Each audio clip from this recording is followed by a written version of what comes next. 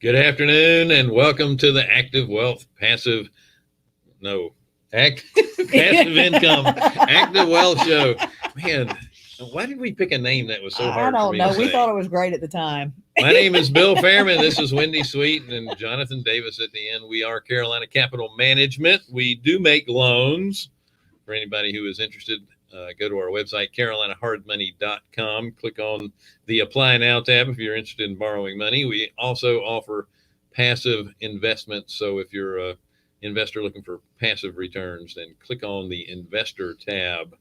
Don't forget to share, like, and subscribe to our show. If you have any questions, we have a comment section on the right side of your screen, or depending on the platform you're on, it may be underneath. So, hey. Yeah, we don't know where it is. Jonathan had stepped out and made it just in the nick of time. He's like, he was in the green room. That's picking out his yellow M&Ms. That's right. Because no yellow M&Ms for me. That's right. By the way, we have an awesome guest today, and I'm going to let Wendy introduce Nancy, but I was perusing her website yesterday, and I love the way this thing is set up, by the way. Yeah. So I'll have a conversation offline about that. Yep. Nancy is a good friend of mine, and I had her on my Sunrisers group a few weeks back, and I always love just talking with Nancy. She's got stories that she can keep you entertained for a long time. And I love that about her. This girl it's amazing all the stuff that she's done. You know, you talk about women that have energy. She is ate up with it. And she's done so many things. It just blows my mind. All the things that she has done, the books she's written, the articles that she's written that have been published in different magazines and things like Billy was even saying earlier today. Hey, I'm going to ask her about that. Okay. When we talk. All right. Don't ruin his question. Yeah, that's right. That's right. It's just amazing all the things that she's done. And we are just thrilled to have her on here. She's got so much she's going to share with us today.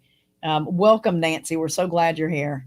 Well, thank you, Wendy, Bill, and Jonathan. I'm so excited to be a guest on your show today. And I know we were having some laughs, about before the show started. And I like to be entertaining. What I love about real estate is that there is a never-ending opportunity to have a good laugh, whether it's at yourself or a deal or a seller or whatever it is. And I think that's the one thing it keeps me going. It's just always something around the corner there. So it's either laugh or cry, right? Yeah, and one of my stories I want to share today is about a little crying, a little pain. If you've been in the business long enough, you go through all the gamut of all the different emotions. You know what I mean? Like, get a bad contractor. I got asked to talk on Halloween for Quest. They said, do you have scary stories? And I was like, can I talk about bad contractors? Well, I'm waiting for them to hear back from me. But, when you have a house, just a quick little bad story. A house that we were working on, I had gotten the tools and the materials, and I had bought 48 cocks of tube. Right, 40 tubes of caulk. And I was like, where did those tubes go? Because they didn't use them in the bathroom or the kitchen. Well, we found out that the sliding glass door that weighs about 400 pounds, the contractor tried to glue it in with caulk. Goodness. Oh my goodness. Yeah. Well, we're going to leak. So instead of sliding this way, you just push it forward and it falls over. Yeah, no opening it there. So I guess short on screws or something. And so he just decided to caulk that bad boy. We were wondering why it was like kind of sliding out of the, but only when it's hot. Yeah. That's funny. That reminds me of Walter Walford. I was walking through a house with him, and it was a split level. And this house It's literally split. Was split in two. You can see the ground through it. The ranch part of it and the two-story part of it were separating. It's almost And like he did a jump. The to land, the other side. the land down in the Delta region of Mississippi kind of moves around a little Yeah. bit. And so I walked into the house, and there was a really nice set of built-in shelves up against the wall, and I noticed it was backlit and the power wasn't on. It was the sunlight coming in. I said, Sunlight. Walter, what are you going to do about this big crack? And that's exactly what he said. Caulk. That really wasn't what he was going to do with it. Yeah. But it was funny. Yeah. Yeah. Well, Yeah, well, see, that's why you got to just laugh sometimes, you Yeah, know. that's So true. yeah, and fortunately, the deck we have a deck being built, and so the guy that's doing the deck, he saw that, and oh my gosh, this was just a blessing. You know, sometimes you get blessings from above, and you know what? He took about 2 hours. Him and his buddy ripped out that patio door. They put in a header, like if the house falls down, that door's not going anywhere, right? And you know, a couple $100. It was the best couple $100 because my husband and I, we were like, okay, let's go rent some scaffolding and we'll get those suction cups, you know. And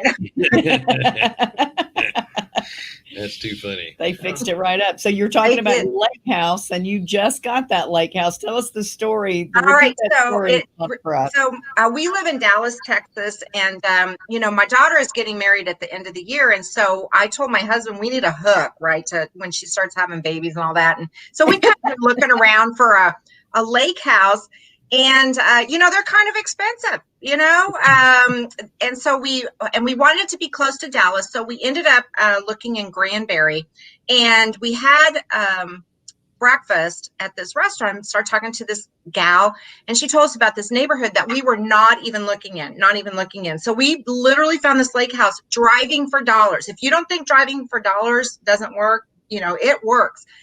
So the backstory in the house was it had actually been on the market the prior year, and sat on the market for over 200 and some days because the guy didn't have a very good realtor. She took a picture of the carport and didn't even mention the nice deck, the deck and the water and all of that. So he didn't sell the house. So guess what? He's a motivated seller, and it was just getting ready to go back on the market. We just happened to catch it, right? They hadn't put it on the MLS, called the agent. They came out my husband and I were like, well, what do you think? You know, this house is, and because everything around here was $350,000 plus it needed another $200,000 in, because they're expensive if you're gonna have a lake house. And so he told us the price, and we both just looked at him and go, okay, we're putting in a full price offer right now. And that's what we did. We got the house inspected. We renegotiated the price down. And we got the price, and I was telling backstage, I was saying even our lender said that we got a good deal. And you know, when your lender says you got a good deal, you got a good deal. And I was saying how the guy threw in a boat, and the boat was 1979. At first we were like, oh, this is just junk. He doesn't want to haul it off.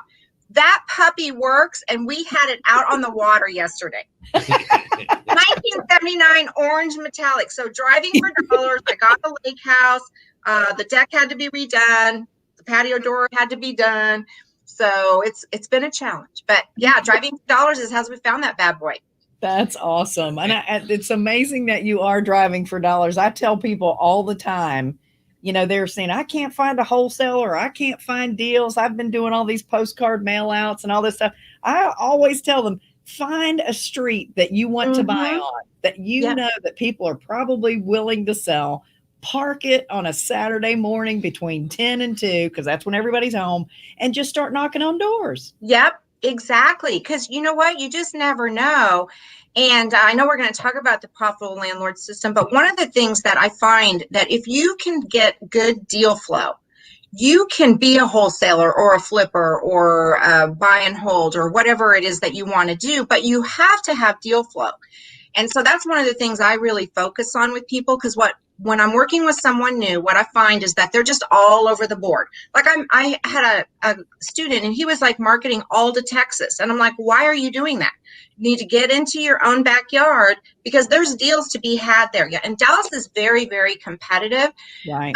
You have to, I do go to secondary markets, but there are ways to compete with all those other investors. But if you're not focused and consistent, you're not going to have deal flow. So that's what we really teach is how to get your deal flow going. And, we just don't have a problem with that. And we use driving for dollars. We use, I just use note cards. I used to use postcards and letters and not door knock, but my two go-to marketing techniques are driving for dollars and using note cards on targeted lists that I'm, culling, and I only market to, I'll talk a little bit about my marketing. I market to properties in an area that I want to invest. Okay, so and sometimes they're secondary, but there's a certain location, a certain appreciation that I've already analyzed, and I focus on that area. So I like to do handwritten note cards, and it says, this is my key message. It says, Dear Smith family, I'm interested in the property at 123 Main Street. If you're interested in selling, call me. And it has my number, and that's it. That is my marketing message. That's just like, I'm just giving you that. And about every 100 cards I send out, I get at least one deal that pays for my list. Wow. And I'll make anywhere from minimum $5,000 if I end up wholesaling it to actually acquiring a property. So that is my go-to. Driving for dollars. Anytime I'm out and about looking at a property, I always drive a neighborhood where I'm at. So those are my two really. And if you just stick to an area and you stick to your consistent messaging. So with my students, the first thing I do with them is I get a time commitment, because you're not going to make your deal flow happen unless you commit, I say a minimum of 5 days a week, could be Monday through Friday, Tuesday through Sunday, whatever you want to do, and 30 minutes a day, and you'll have deal flow. I mean, it's not going to happen overnight, but and I hire a mom in my neighborhood, and I pay her $10 an hour to write these note cards for me. I give her my list, and then I pay for the postage. So really, I don't have a lot of high cost. I have CallRail to take my numbers and to track what campaigns I'm dealing with. But that's how I do all my marketing. That's awesome. I mean, you would pay like tens of thousands of dollars for that. That's right. That's exactly right. Yeah. So, Nancy, a professional interview typically has structure. And since we're not professional, Okay. we started off right into some stories. So let me ask you this question first, Okay. which is now in the middle. All right. So how did you get started in this business, and what the heck is it that you do? All right. Those are some good questions. All right. Well, I've been investing. My husband and I, Brian, he couldn't be here with me because he's at the lake house. So hopefully he logged in and he's watching. And we, this is how we got started. We lived in Arizona, and in 2005, when the whole, the market went crazy in Phoenix, we had been living in our house for about 8 years. And we were ready to kind of, our kids were getting bigger, and we kind of wanted to just move into another house. And I had always in the back of my mind, gosh, I don't even know if they had those kind of shows, those flipping shows back in the day, but I always had an interest in real estate. I just, I was a blood bank management consultant. That's what I did. I helped blood banks become more cost effective by managing their call centers. So we started looking around at properties, and we were like, dang, these for what we had, we couldn't afford what the same kind of house that we had was about 3 times more. So we said, that's interesting. We started going to open houses in our neighborhood. And what was happening is houses were flipping in our neighborhood. So my husband and I are a bit adventuresome. And we were at an age where we said, when can you make this kind of money? And you know what we did? We put our house on the market, and we moved to Dallas area. We had some friends that lived here, so we had visited once. And I'm originally from the Midwest. Within 3 weeks, we put our house on the market, we cashed out, and we quit our jobs. I said, we can get jobs anywhere. I mean, we're both smart people. I'll go flip burgers, but when can you make this kind of money? So that's how that was our first go round with real estate. I was like, dang, you can make money. And when it's your homestead like that, it's all tax free. Yay. So that was the first time in my life that I had been able to just go, I didn't have to rush out to get a job, right? So I really thought about it, and I was like, I always had an interest in real estate investing. So the realtor that we worked with, she introduced me to a real estate investor. And I wanted to come and work for her, and she wouldn't hire me because I had no real estate experience. I was very organized and everything. And so I offered to work for her for free. I said, just give me 30 days. I just want to learn. I want to know about real estate. And she handed me, here's another tip. She handed me Gary Keller's, the blue book, Real Estate, How to Become a Real Estate Millionaire. And she goes, read this. And when you read it, get back to me. And then I'll meet with you. So she wouldn't meet with me until I read it. And I went home and I read that book in a day and a half. And to this day, that's still my Bible for buying single family rentals, the way Gary goes through it. So she was impressed that I read the book so fast. And she did hire me for peanuts. I mean, literally, I think I worked for her for like $5 an hour. And this was 15 years ago. And I was already, remember, I'd been a management consultant, so I was used to making way more money. But it was the opportunity to be mentored by this person. And she actually sold me my first rental property. And I can still remember the day she called me up and she said, if you don't buy this house, I will. Now, I later learned that was because she was a realtor. And I later learned that was just what she always said to get you to buy the house. And I remember one time I actually used that. I was like, well, if you don't buy that house, I will. And I was so scared. I mean, we did buy the house. And we were putting a chunk of change down. This was back, before the whole, I think Countrywide was our lender, if that's how long ago this was. Wow. You could pretty much breathe. But, we were so nervous about, I remember that pit in my stomach about, oh my gosh, I'm getting ready to buy this house. Is this what I want to do? Oh my gosh, it seems so risky. And I mean, palms were sweating. It was very scary. And most new people that's what prevents them from moving forward is the fear, right? So we pushed forward. We got it rented right away. I had two people that applied for the property. One was another realtor, and one was a guy that was a handyman, and his wife worked for South Fork, the ranch here that used to be on TV, South Fork. Oh, yeah. And I asked my mentor, I said, who should I rent to? I don't know. I didn't know how to screen tenants. And she said, rent to the handyman and the lady that works at South Fork. Don't rent to the realtor. Why? Here's another tip for you. Realtors' income is based on the market, and it ebbs and flows. Where they had steady income, they ended up being, we kept that property for about 13 years, and they were the original tenant. Wow. So they paid the rent and everything. So that's how, and then we just started buying properties out. So after the first one, and then when we bought the second one, we still had little butterflies, but we kind of knew, and we kept to our formula. We buy 3 bedrooms, 2 baths, 3 bedrooms, 2 baths. So we stuck to a certain formula, and that takes the scariness out of it. Plus you learn, how to do your due diligence. So, and what I really love about this business is all the people that you meet. Like, she was wonderful. Her and I became great friends. We started a property management company together. She unfortunately passed away in 2015. And so I'm going to talk a little bit later about a book I wrote that's going to come out. But she taught me so much. I learned everything that I learned from her.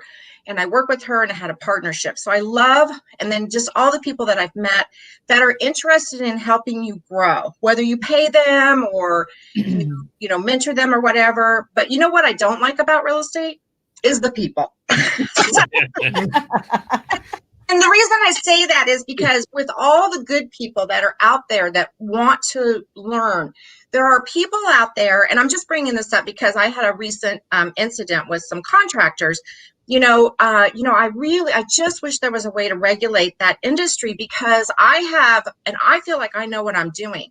And I'll have these contractors, like I was telling the story about the patio door that the guy tried to glue in with caulk instead of, and then he takes off. And then, or one guy, he said he was going to do this work and he didn't. But then the people that take advantage of the new people, like I'll meet people at real estate investing groups.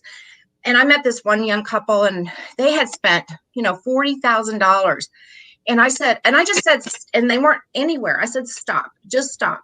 And we invited them over to our house for a Saturday morning coffee. And we just, not that I know everything, but what we do is we tell our story. This is how we do real estate investing. So then, fast forward, I met a 22-year-old girl who she was at a networking event, and some people had left her some money. I think it was her grandparents.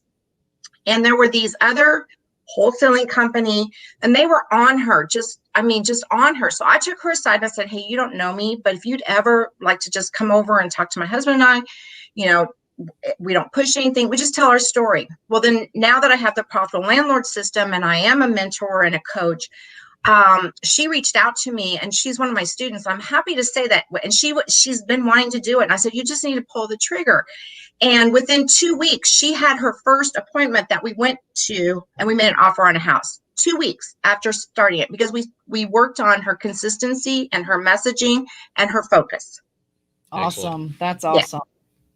Yeah, I see people, I've had people come to me for loans and they don't qualify because they spent literally $70,000 to $80,000. I know. And, and during this COVID thing, what I've seen is, and you can just see it on Facebook, people that have been in the business like a nanosecond, and now they're a coach or this, right.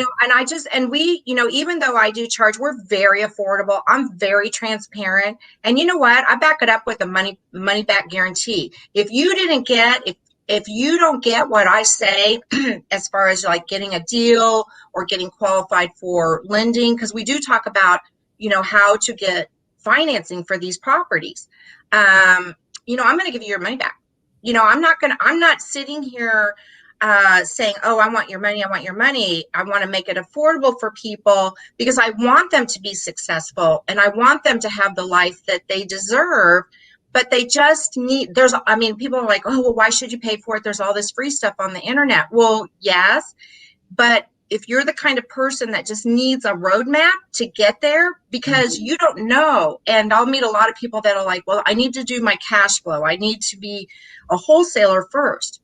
And you know what I say to those folks? It's like, well, you know what? Being a wholesaler is actually probably one of the hardest exit strategies in real estate investing because number one, you have to have superior negotiation skills to get that property at such a low discount. And then you've got to have your buyer's list so that you can wholesale it. I didn't wholesale my first property till maybe a year or two ago. Because if I find a deal, I'm going to figure out a way to get it. Keep it for myself. You know what I mean? That's right. And the other thing too is, you don't have to pay $10,000, $20,000, $30,000 to get a good coach or a good mentorship or even a good program on what it is you want to do. You don't have to pay that. No. And that's what kills me. I see people, putting all this money on their credit cards to get in there and get a jump start. And it doesn't have to be that way. It just kills me to see people doing that. Well, I'm sorry. Go ahead, Jonathan. It is, it's like you said, Nancy, these people who have been in this industry for 6 months, a year, 2 years, whatever it is, and they're out there taking advantage. And, you can't guide somebody with 1 year of experience. You can probably barely guide someone with 10 years of experience. And you know what I do for people? A lot of experience to be able to guide somebody through this because you have to be able to see a lot of things. Exactly. And, and there's questions you need to be asking someone that you're considering to be a coach. So if somebody's like on the fence, I'm like, look, if, maybe you and I aren't a good fit, but here's a list of questions that you need to ask somebody that you're considering hiring. Number one, are they an investor? Right. I love it when people say, oh, I need to find a realtor that knows about real estate investing. And my question is, well, how many properties do they have? You know what I mean? Because if they don't own real estate, how can they be a real estate a realtor that it knows about real estate investing? I mean, buying and selling houses, it's not that hard, but to really know what type of exit strategy to use, to really do the due diligence on the repairs. Is it going to be cash flow? Do you know how to find an appreciating property? So that property that I talked about, my very first property that I was so nervous to buy. Fast forward, so we sold it for a couple reasons. Or number one, the guy had been in there when I first put him in. His rent was like $1,000. That's what the rent was back in the day, right? He qualified for $1,000, and so I'm a big believer in long-time. I love long-time tenants, so I don't raise the rent craziness. Like I don't do $200. I look at, okay, what do I need to raise it to keep the tenant in there? Because if you raise it too much, then they move out, and then that causes me to spend more money on the turn. So, but by the time, I had it over 10 years, he could not afford the rent, because remember, he went in at $1,000 and a $50 increase. He didn't have the income because the rents now had gotten up to almost $2,000. Wow. Well, and there was a lot of deferred maintenance on the property because he'd been there for so long. And the property had more than doubled in price. So we did an exit strategy that allowed us to leverage that appreciation that we had gotten to buy more properties. And that's really how you build the generational wealth that people really, really want. Right. Cash flow is great. I mean, if you can get $100, $400 on cash flow, that's really good. But where you really make the wealth is in the appreciation and how to leverage your properties. That's how you do it. So. Yep. Well said. Do you have a formula, Nancy, of what kind of income you want to have? What's the profit on the income that you want to have every month off of any particular property? Is, you want to make 300 in profit, 400 in profit. What is it that you're looking for mostly? So mostly it's so that so we do have a certain limit that we want to get to, because my husband, Brian, still works a full-time job, and we need the benefits. So when you have to have benefits, you need to have my income. So we know my income plus his income plus, it's not like I turned 29 yesterday. I need to have a cushion for the medical. So the medical is probably what keeps us in the game.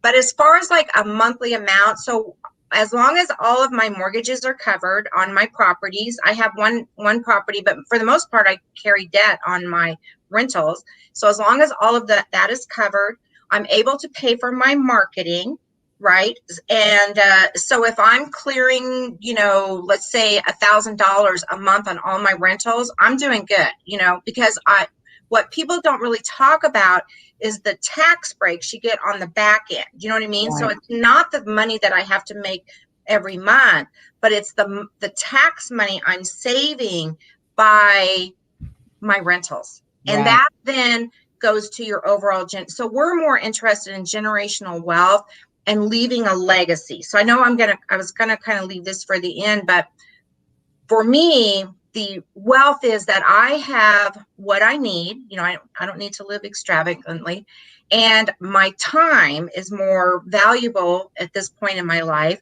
So I want time for my family, but I also want to leave a legacy for my family. So we then went down the road of creating a nonprofit. So I don't know if this is the right time to kind of jump into that, but yeah, talk about your husband and the nonprofit. Okay, I will. Thank you, Wendy, for letting me share this. And Brian would be here because this is really his journey. And so as the spouse, I've witnessed what he's gone through and lived through it. So we've been married. We've been together for over 25 years. We've been married like 20, I think we just had our 23rd. Sorry, honey, if I forgot how many years. It's 22, 23, you know what I mean? And after we are married, so we're a blended family. Together we have 5 children. So just with that comes a lot of, and then you have me doing all these crazy real estate things. Well, about a couple of years into our marriage, Brian had been diagnosed with chronic depression.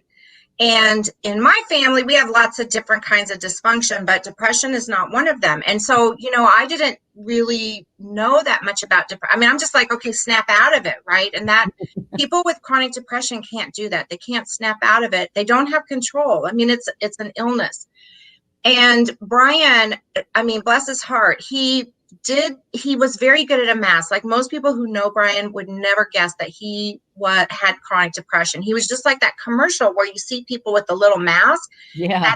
But then behind the scenes, but then as men, just like women, as men age, they have hormonal changes as well. So he'd been on a different cocktail of antidepressants since mid 30s, right? So for over 20 years, he'd been taking all these pills. Well, they stopped working. And the primary care physician, they're not equipped to deal with mental illness. And so they just kept just prescribing him different meds, right? Well, what happened was he had one too many cocktail mixtures, and he had a complete breakdown. I mean, where he was developed Parkinson-like tremors. Wow. He was unable to really have cognitive thinking. And he had to be hospitalized because literally what happened was his body was just, he was, I mean, for a lack of, it's not a medical term, but he was whacked out. Yeah. It was really scary because I had to get medical power of attorney and all that kind of stuff. But he went into a treatment facility where they literally took him off of every medicine. And then they had to slowly reintroduce him. Now, we were very, very fortunate. And you can probably tell, I'm like an advocate, and I became his advocate. And I would not accept that these doctors just wanted to give him another pill. And I kept saying, there has to be something else. And so we were so fortunate and blessed that we were introduced to a psychiatrist here that she offered TMS treatment, transmagnetic stimulation treatment. And Brian had the treatment. We were very fortunate. Our insurance covered it. It's like a $12,000 treatment. Now, it didn't matter. We would find the money for him. And it was a game changer. And I can't even tell you what a game changer. He had a treatment of 36 treatments in a row within 2 weeks. Now, normally when you take antidepressants, it takes months to decide if they are working or whatever. Within 2 weeks, he had a lightness. I could tell that something was going on positively. We had gone on a trip right after that, and our daughter was getting engaged. And he was able to enjoy it, because sometimes when you travel and you're depressed and, you might get off your schedule of your meds or whatever, but it's very stressful for people that have chronic depression. And he was able to sail through that trip and probably was the best trip that we ever had. So that made a believer. And then as we started researching more about this, because we'd never heard about it, what we found is that a lot of doctors don't even talk about it because it's pharma, big pharma wants to push all the antidepressants, the pill. Right. It is expensive. There was a lady that wrote a book that we've become friends on LinkedIn called 3000 Map of Light or something like that. And anyway, she has a similar story, like the insurance wouldn't cover it, and doctors were just trying to give her another pill. And but I'm telling you, this for Brian was just a game changer, and a game changer for our marriage, because if you are with someone, I've known people that had a depressed spouse and they ended up getting a divorce. I mean, it's very lonely. There were times when he just, he didn't go with me to presentations or networking, or he couldn't be excited about a deal we found.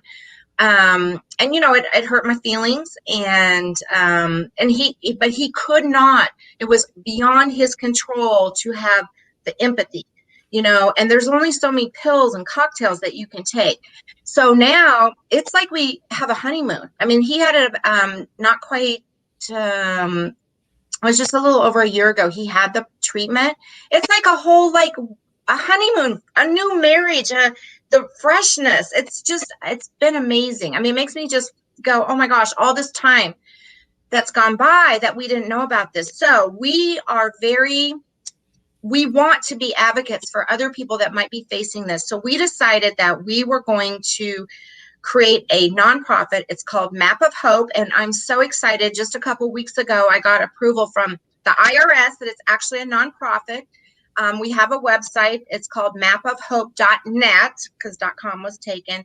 And if you go there, you can read our story and what we went through and, Brian's journey. And there's literally a diagram of a brain there. And we called it Brian's brain, and it's Brian's journey. And like he would have darkness with the chronic depression, and then he has lightness with the TMS treatment. And he still takes a little bit of he was able to downsize. He hasn't gotten completely off because it does take time, but he doesn't take as many pills as he used to. And eventually he'll be able to get off of them. We just didn't want it. You can't just go off of those pills, but just the lightness and the happiness that he's been able to achieve by having this treatment. There you go. Yes. And if you can, please donate. I'm here to say that what we're doing is we want people that cannot afford this. We want to be able to help pay for this treatment. So we work directly with the doctor's office. We're not making the call. We're simply think of us like the insurance. So if the insurance doesn't cover it, the doctor's office can actually contact us, and then we just pay the doctor's office, the qualified TMS doctor's office, for people that need it. And it's a game changer. And as we started telling our story, we found out there are so many people that are affected by depression, and especially now with COVID. Not that this is what, somebody that's, having depression because of COVID, but there's another alternative out there besides just loading up on antidepressants. So I hope people just check it out. PM me, I will be happy to talk with anybody about our journey and what we went through and what it was like. We'll get Brian on the phone, but please just reach out. And if you can make a donation, we'd really, really like it. And I'll send you, the certificate or whatever for the, because it's tax, what do they call that now? It's tax donation, tax deductible. Thank you. So the treatment itself is, it's like electrodes. So what they do is they map the brain, and it's it's not electric shock treatment, because that's what I was like, no. They still do that though. I guess they do that. No, this is they map your brain, and what they're doing is they're tapping, the machine taps right here, and it's stimulating, the serotonin. The serotonin is made up here. So people with chronic depression, they don't have that. Their body is not making serotonin. That's what makes you happy. Right. So when they hook him up, when they know they have the right spot, because his thumb will move. So it's not, it's non-invasive. The treatments last about 40 minutes. He had, because of his, each doctor, I guess, assesses how many treatments you need, but he had 36 treatments. And I'm like, if you know someone that has depression and you know how they are, just imagine if you could lift that cloud. And it was almost like magic. And it's very disheartening that it's not talked more about in our society, and that doctors aren't talking about it. So I'm just saying, is that, they don't get the kickbacks for it. So So Wendy, when you ask me, how much money do I need to make? I need to make enough money so that even if we just help one person have a better life, I would be so happy. So that's our legacy. We want this to be ongoing, long after I'm gone and Brian's gone. We want Map of Hope to be able to help people. Hopefully they'll come up with a cure for depression. But if they don't, and this is something that helps people, then to me, that's really now my end goal when I invest in real estate, because I've gotten the wealth that I'm happy with and I'm comfortable with. And now I'm giving back. I want to give back about, yes, I'm a real estate investor, but every chance I get, I want to talk about Map of Hope and how we got here. So my next book, I'm going to kind of backtrack here a little bit. So I wrote a book called Winning Deals and Heals. Yeah, I love that. Talk about that. So I got that one. Yeah, right here. Winning Deals and Heals. Right. You can get it on Amazon. And I am such a give backer person. Part of the proceeds of this book go to Hope Store here in Texas, in Plano, Texas. And it's a shelter. They help families heal from domestic violence. So part of the proceeds from this book go to another nonprofit. And the reason I wrote Winning Deals and Heals is because I wanted to give a platform and a voice to women real estate investors. Now, I think in the last 12 months, it's gotten better, but most of the conferences that you see, most of the podcasts that you see are men driven. And not that men don't have a lot to say too, but I saw that you were going to be on the QuestCon that's coming up in November, and Liz Faircloth, and she does, the Invest Her, and I run the Dallas chapter of Invest Her. because I feel really strongly that women, sometimes we just think differently. And one of the things I work with people on, not be emotional, like I'll talk to people, and the reason the story behind Winning Deals and Heels is I had a friend, and I get frustrated with contractors and anybody who does flips or, rehabs. I mean, you're going to run across a bad contractor. It's just going to happen. Well, one of my friends called me up, and she had a bad contractor experience, and she cried in front of them. And so I was raised like, yeah, don't cry. Right? And I was like, don't cry, because then they think, and it doesn't change their mind. They're still going to rip you off. And I said, and it kind of started off, a lot of my female real estate investor friends were like, well, and I kind of find this too, we kind of have to play a different card than men do. Now, I know how to tile, and I know how to, use a hammer. So I'm usually on a job site doing something. So they know, at least I know what I'm talking about.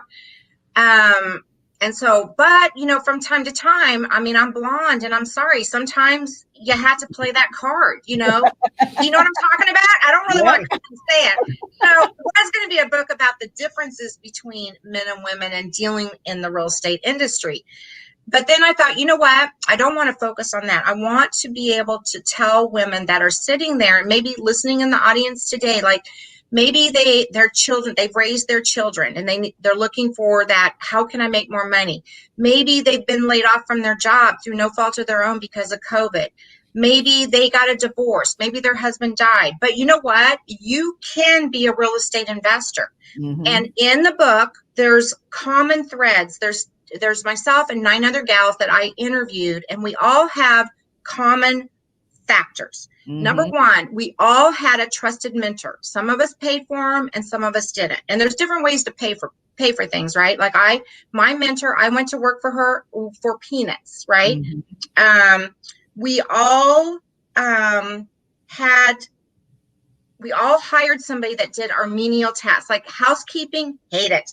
Hire a housekeeper. Maybe it's somebody, now you can do the groceries online, but get rid of one menial task. You know what I mean? Your time's worth more than that.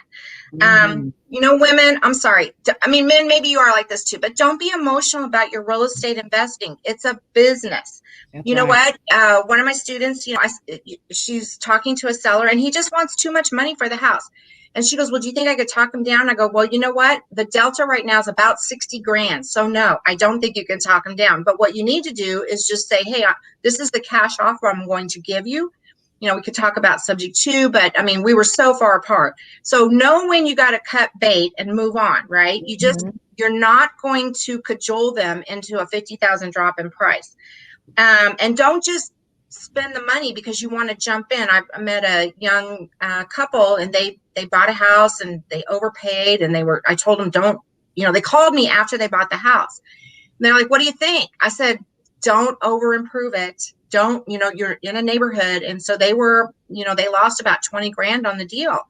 And I said to them after an appropriate amount of time, I said, well, why did you buy this house? And the response was, we just wanted to get in the game.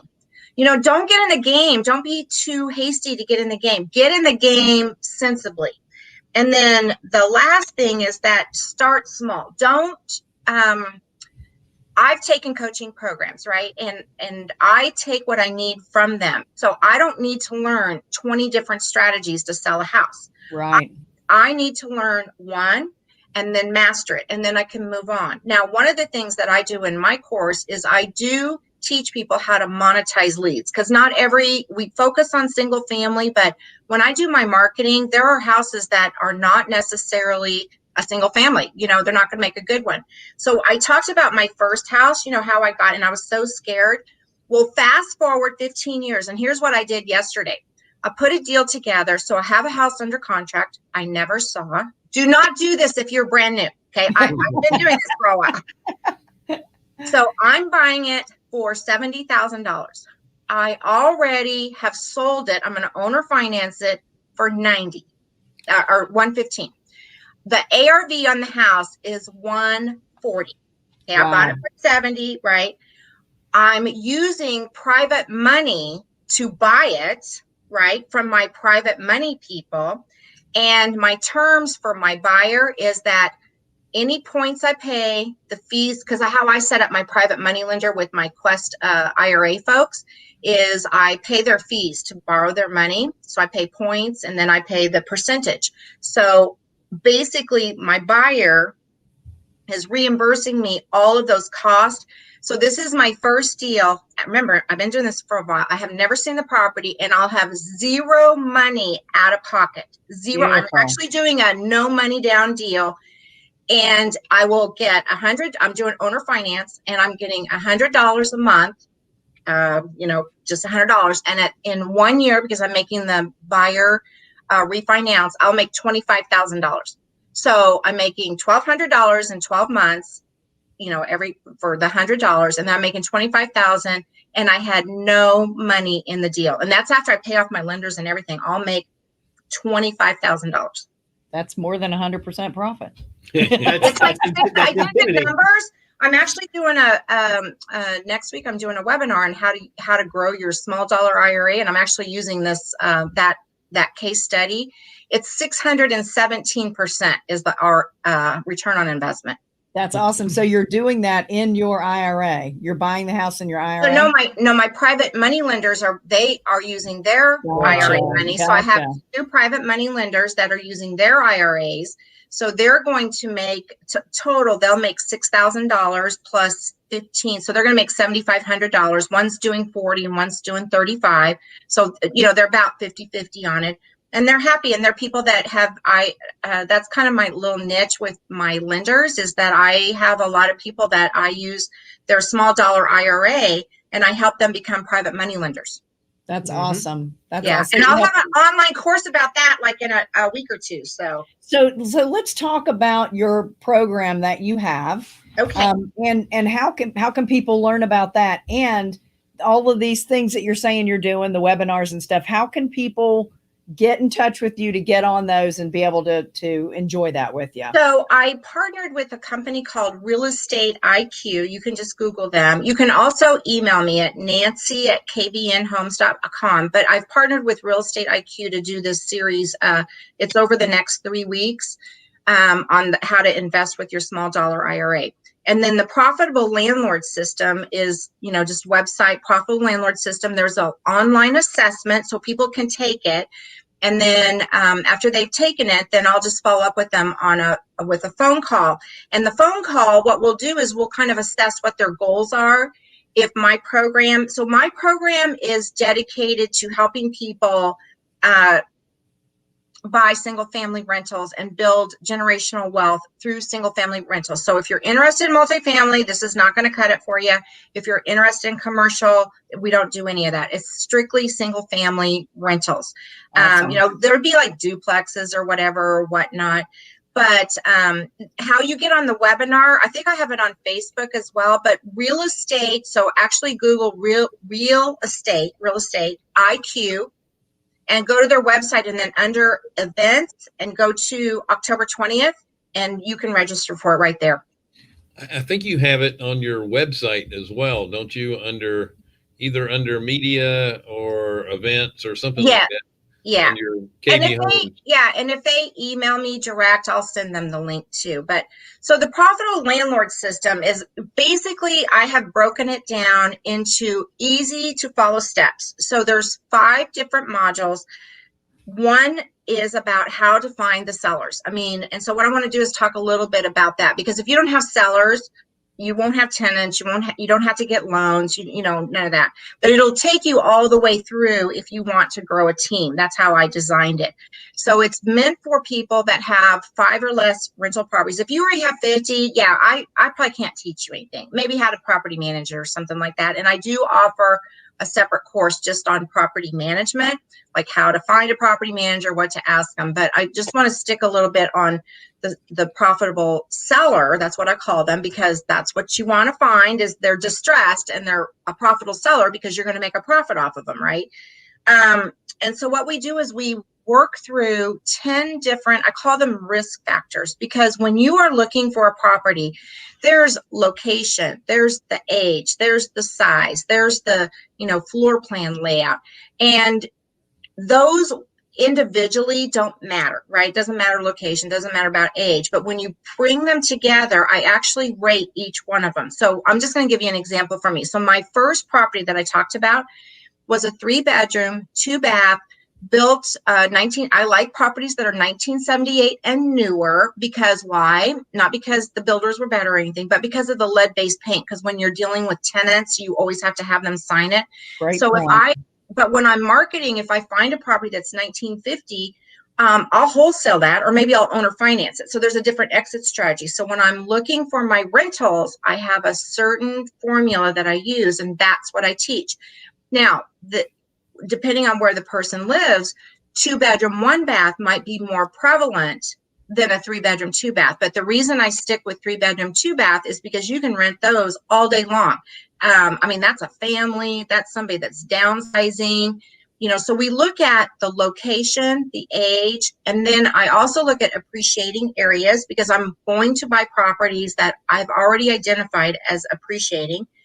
And then the other thing we're going to look at is rents in the area. So let me just break this down. So the property that I bought, it was a few years ago, but you could apply it to any of the rentals I own today. So I looked at the location. I loved the location because I knew it was appreciating. It was actually, you couldn't build there anymore. It was not a highly rentable area, meaning that there weren't a lot of rentals. I don't buy properties where every house on the street is a rental. I'm looking for a particular type of tenant, right? And so if you have a property that's in a high crime area, has tons of rentals, that's the type of person you're going to attract, which in the end will hurt your profitability.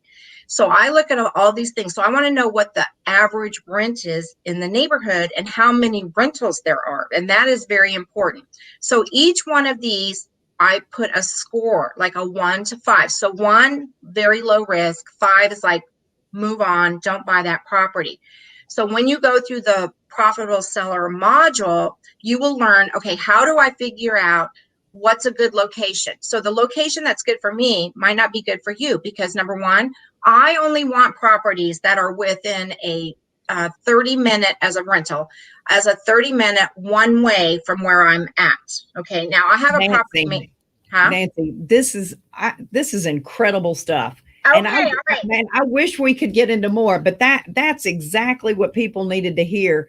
Is just one great example of what this program. I mean, I want to hear more. Unfortunately, we're at a hard stop. All righty, but you know what? But like I said, it's out there. I'm having a special. So if you contact me direct, and you mentioned Carolina Capital, I'm going to give you a discount on the. Oh, yay! Thank you for doing that. And let me just say this really quick. It's only 13 weeks. This is not like a year's worth of stuff. You'll be able to learn this stuff, put it in use, and start getting your properties. It's not like it's a very short amount of time that we work. It's very intensified, but at the end of it, you're going to have all the tools you need to go out there and buy all those properties. And it has a money back guarantee. And a money back guarantee. So if I don't live up to what I said I would do, I'll give you your money back. So that's awesome. Right? Awesome. So yeah. And that's the profitablelandlordsystem.com. Yep. We've got it on the board here. Nancy, you have just, I wish we had 3 more hours for you. You've given us so much great information, and I'm so thrilled that you've shared all the things that you've shared. There's wonderful things that you're doing. You're an inspiration to men and women everywhere. Well, I hope so. And I really appreciate it, and I'm proud to call you my friend. Me too, Wendy. And thank you so much for having me on. It was great. I know I can just. Well, yeah, and we can sit and listen because it's good stuff. It's good stuff. Thank you so very much. And y'all have a blessed day. And thanks again. I look forward to talking to you soon. Thank you. Excellent. You. And folks, thank you so much for joining us today. Again, it was the, what do we call our show again? Passive income. See, they don't know either. Income, active wealth. It's on the screen. He knew. Thank you. We can read. So we are Carolina Capital Management. We make loans. Our website is carolinahardmoney.com. If you're a borrower interested in borrowing money, click on the Apply Now tab. If you're an investor, click on the Investor tab. We only take interesting borrowers. Yeah. That's right. you're not interesting, we won't take The you. business is interesting enough. That's right. Don't forget to share, like, and subscribe to our show. If you have any additional questions, again, you can add them to the chat box. We do have folks that peruse the chat box even after the shows are over. That's right. That's right. You guys have a great day. Sue, who is going to be my next appointment, give me 5 minutes, please. Talk to you later. Listen, I'm sure. Thanks. Bye-bye.